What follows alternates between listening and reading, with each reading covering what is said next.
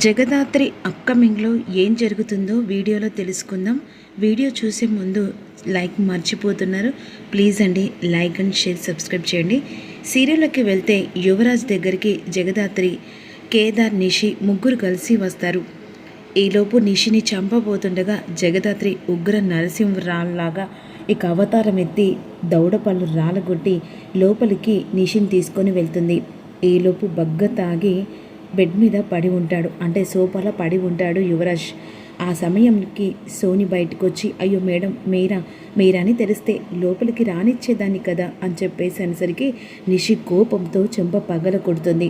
ఈ టైంలో నా మొగుడు నా ఇంట్లో ఉండకుండా ఇక్కడికి వచ్చి డ్రింక్ చేయడం ఏంటి అని చెప్పేసి నిషి వెంటనే సోని చెంప పగల కొడుతుంది. కొట్టాల్సింది సోనిని కాదు నిషి, మరి తన వెనకాలండి నాటకం ఆడిస్తున్న తనని కొట్టాలి. ఇప్పుడు నిన్ను ఎలాగైనా పరువు ప్రతిష్ట తీయడానికి కావాలని చెప్పేసి యువరాజ్ని అడ్డం పెట్టుకొని నీ జీవితాన్ని ఒక దెబ్బ కొట్టడానికి ఆలోచించిన ఈ సోని వెనకాలన్న తనని కొట్టాలి. ఏం మాట్లాడుతున్నావు? ఆ రూమ్లో లెఫ్ట్ సైడ్లో ఉన్న ఆ రూమ్లో దివ్యాంక ఉంది. ఏంటి దివ్యాంకనా? దివ్యాంక ఇక్కడ ఉండడం ఏంటి? దివ్యాంక, నువ్వు ఇక్కడ ఉన్నావని మాకు బాగా తెలుసు. మేమున్నది హాల్లోనే. నువ్వు పారిపోయే టైం నీకు లేదు. మర్యాదగా బయటికి రా అని చెప్పేసేసరికి దొంగ దొరక్కపోయినని చెప్పేసి వెంటనే దివ్యాంక బయటకు వచ్చేస్తుంది. దివ్యాంక చూసి ఒక్కసారిగా నిషి షాక్ అయిపోతుంది. ఇప్పటికైనా అర్థమవుతుందా నిషి? కావాలని సోన్ని ట్రాప్ చేసి ఈ దివ్యాంక నీ జీవితాన్ని దెబ్బ కొట్టాలనుకుంది. దివ్యాంక, నిజం చెప్పు, మా అక్క చెప్పేది నిజమేనా? అది కాదు నిషి, నువ్వు నన్ను అపార్థం చేసుకుంటున్నావు అని చెప్పేసేసరికి దివ్యాంక చెంప పగల కొడుతుంది నిషి. నిజం చెప్పు, నువ్వు నా జీవితాన్ని దెబ్బ కొట్టడానికి కదా నా భర్తను ఈ సోనికి ఎరవేసి ఇదంతా ప్లాన్ చేశావు అని అంటుండగా, ఏంటి ఏంటి నా మీద చెయ్యెత్తుతున్నావు? నా వెనకాల మీడియా ఉందని మర్చిపోకు నిషి.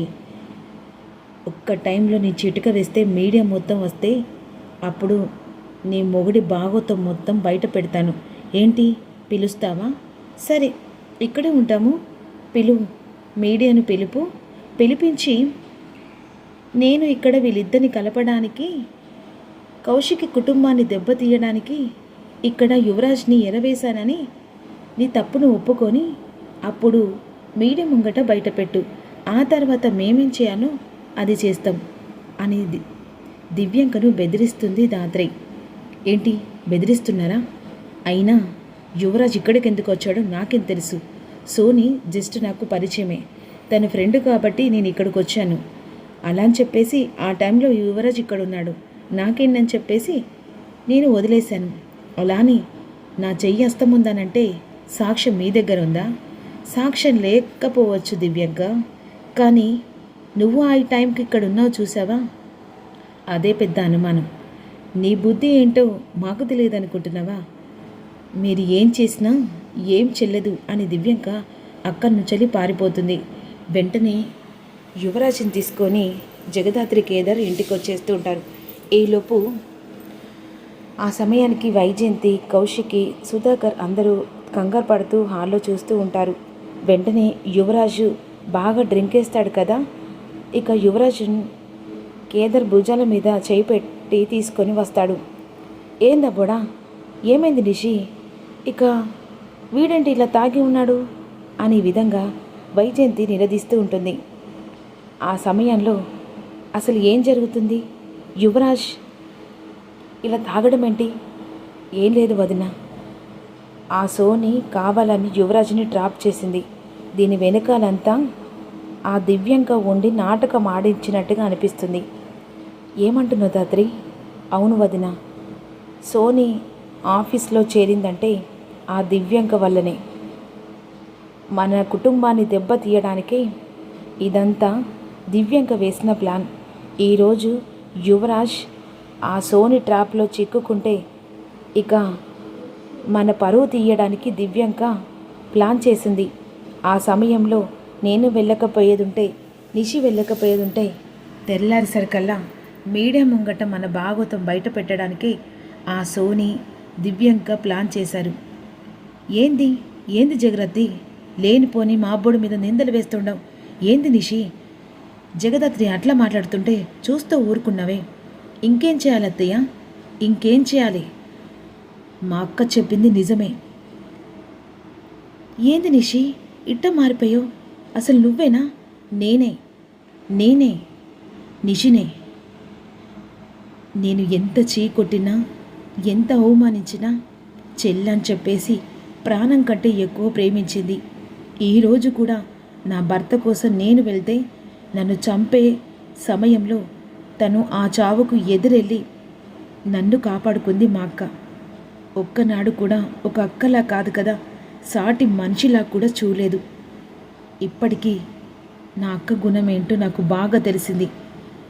అసలు నా మీద నాకే అసహ్యం వేస్తుంది. అమనిషి, ఈ జగదత్రి కేదార్లు నిన్ను కూడా మార్చారా ఏంది? మార్చలేదు. నా బుద్ధి ఏంటో నాకు తెలిసింది అత్తయ్య. ఈరోజు నేను బ్రతుకున్నానంటే ఒక కారణం మా అక్కే. ఎంత కష్టపెట్టాను, ఎంత అవమానించాను, చీ కొట్టాను, పొమ్మన్నాను. ఒక ఆడదాన్ని చేసే పనులంటే కంటే ఎక్కువ తన మీద పగ పెంచుకున్నాను. ఇప్పటికీ మా అక్కేంటో నాకు బాగా బుద్ధొచ్చింది. ఈరోజు ఈ నిషి ఇలా బ్రతుకుందంటే మా అక్క పెట్టిన ఈ ప్రాణభిక్షని అని విధంగా అంటూ ఉంటుంది. అప్పుడు వెంటనే జగదాత్రి నిషి చేయిలు పట్టుకొని చాలా సంతోషపడుతూ ఉంటుంది. దీని వెనకాల కావాలని చెప్పేసి దివ్యంక హస్తం ఉంది వదిన, ఆ దివ్యంకను వదిలిపెట్టకూడదు అనే విధంగా నిషి అంటూ ఉంటుంది. అమ్మ నిషి, నాకెందుకో నువ్వు మారావని అనిపిస్తుంది. మారడాని వెనకాల కూడా ఏంటనేది నిజం తెలుసుకున్నానత్తయ్య. ఇక నీ కొడుకు చేసిన భాగవతానికి ఈరోజు తెల్లారిసరికల్లా వజ్రపాటి ఇంటి పరువు పక్కాగా పోయేది. కానీ మా అక్క సమయానికి అడుగుపెట్టి ఆ తర్వాత నన్ను నా భర్తను కాపాడి తిరిగి ఇంటి పరువును కాపాడింది. ఇప్పటికైనా నేను మారపోతే నేను మనిషిని కూడా కానే కాదు. నిషి, నువ్వు ఇలా మాట్లాడుతుంటే ఎంత సంతోషంగా ఉందో తెలుసా? అసలు నువ్వు మారుతావని కూడా కల్లో కూడా అనుకోలేదు నిషి అని కౌశికి అంటూ ఉంటుంది. అవునమ్మా, నీ మాటలు వింటుంటే చాలా సంతోషంగా ఉంది. అసలు నా కోడలేనా ఇంత సంతోషంగా ఒక మనిషిని అర్థం చేసుకుంది, అది కాకుండా వాళ్ళ అక్కను అంత ప్రేమగా అర్థం చేసుకుందంటే ఎంత సంతోషంగా ఉంది అనే విధంగా అంటుండగా, వదిన, మామయ్య, నేను మారాను. మారిన కారణం కూడా అది మా అక్కనే. మా అక్క ప్రేమని నన్ను ఇలా మార్చేలా చేసింది. సారీ అక్క, నన్ను క్షమిస్తావు కదా అని జగదాత్రి కాళ్ళ మీద పడిపోతుండగా, నిషి, నువ్వు ఎప్పుడు నా కాళ్ళు పట్టుకోకు, నువ్వు నా ప్రాణమే, ఇక్కడ ఈ గుండెల్లో ఉన్నావు అని వెంటనే తన చెల్లిని హక్ చేసుకుంటుంది. ఇక లోపలికి వెళ్ళిపోతుంది. ఏంటి అసలు నా కొడలేనా ఇలా మారిపోవడం కారణం ఏందో నాకు అర్థం కావట్లేదు. అసలు ఏం జరుగుతుందో కూడా అర్థం కావట్లేదు. అబ్బా, ఇవాళ మాత్రం చాలా సంతోషంగా ఉంది. అసలు నిషి మాటల్లో చూస్తుంటే ఎంత సంతోషంగా ఉందో తెలుసా? అసలు ఈ ఇంటి కొడలేనా ఇంత తొందరగా మారింది అని మనసుకు అనిపిస్తుంది అనే విధంగా కౌశికి అంటూ ఉంటుంది. జగదాత్రి కేదార్ రూమ్లోకి వెళ్తారు. జగదాత్రి మాత్రం తన కళ్ళల్లో తన చెల్లి మీద ఉన్న ప్రేమ, చెల్లి తన మీద చూపించిన ప్రేమ చాలా సంతోషపడుతూ, ఈరోజు ఎంత సంతోషంగా ఉందో తెలుసా కేదార్, చాలా సంతోషంగా ఉంది అనే విధంగా, ఏంటి అక్క చెల్లెలు ఒకటయ్యారని ఓ తెగ హడావిడిగా ఉంది. మరి ఏమనుకుంటున్నావు? నా చెల్లి అంటే కోపంగా మాట్లాడుతుంది, కానీ తన మనసులో నేనంటే అపారమైన ప్రేమ. పిచ్చిదది, ఎంత ప్రేమ దాగుందో నా మీద. అసలు దాని కళ్ళల్లో ఆ కన్నీళ్ళు చూస్తుంటే ఒక్క నిమిషంలా నా గుండెల్లో భారం గుండెంత భారం ఎక్కింది కేదార్. అసలు నా మీద అంతలా ప్రేమ ఉందా దీనికి అనిపించింది అని అంటుండగా, ఏంటి పడుకుందామా, లేకపోతే నిషి గురించి చెప్తూనే ఇలా కూర్చోపెడతావా జాగరణ చేస్తూ అబ్బా, ఎందుకు ఈరోజైతే చాలా సంతోషంగా ఉంది అని ఈ విధంగా అనుకుంటుండగా ఈలోపు వైజయంతి కంగారు పడుతూ, అసలు నా కోడలేనా ఇట్ట మారిపోయింది? లేదు, నా కోడలు మారితే ఇక ఈ ఆస్తి నా చేతికి ఎట్టా వస్తుంది? ఇది మారడానికి ఆ జగదత్రికి ఎదురుగానే కావాలని నా కోడల్ని మార్చేశారే. ఇక ఎట్ట అయినా సరే నిషి ఎందుకు మారిందో తెలుసుకోవాలి. ఇప్పుడు నిషి మారితే ఇక నాకు ఎవరున్నారు తోడు అని నిషి గదిలోకి వెళ్తుంది. ఏంటి అని చెప్పేసి అంటుంది. అమ్మి, అసలు ఏంటమ్మి నువ్వు ఇలా మాట్లాడడానికి? అసలు ఆ జగదత్రి వచ్చి కాపాడడం ఏంటి? ఆ తర్వాత మా అక్క అని చెప్పేసి నువ్వు ఇలా మారడం ఏంటి? నువ్వు ఇలా మారుతూ ఉంటే ఇక విలన్ పాత్రకే సెట్ అవుతుందమ్మి. ఇలా విలన్ పాత్ర నుండి హీరో పాత్రకి ఎక్కితే సూటబుల్ గారు ఆడియన్స్ కూడా నచ్చదమ్మి. అసలు నువ్వు ఇలా మారడం కారణం వెనకాల ఏందో నాకు అర్థం కావట్లేదు. నాకు మాత్రం నిద్ర పట్టట్లేదమ్మి. నా కొడుదేనా నా వైపు ఉందని చెప్పేసి అందరితో గొడవ పెట్టుకుంటూ ఉన్నాను. ఇప్పుడు నువ్వు ఇలా మారినందుకు నాకు మాత్రం మనసులో గుబులెక్కుతుంది.